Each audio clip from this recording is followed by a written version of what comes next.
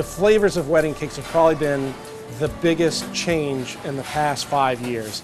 Here in New Orleans, it's kind of unique because it is so humid and it is so hot that a lot of fillings that you see in other areas of the country just don't work down here. So it was a challenge for us to be able to offer different types of fillings to give a variety. So it's not just, hey, we've got buttercream, we've got chocolate buttercream, we've got lemon. You know, we initially had 6 fillings. I think now we're up to like 12 that they can get different combinations of fillings. So, you know, giving them a variety is what they want.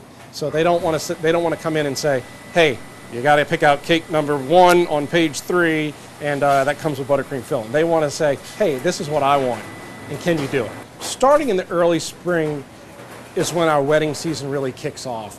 We'll gradually ramp up to doing about 40 to 50 cakes a weekend, and then into April and May, we'll probably be doing 50 to 60.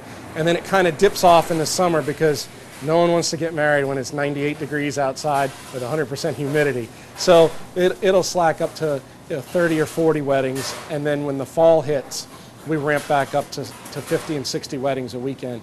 We're constantly keeping track of different wedding magazines, constantly looking at different websites.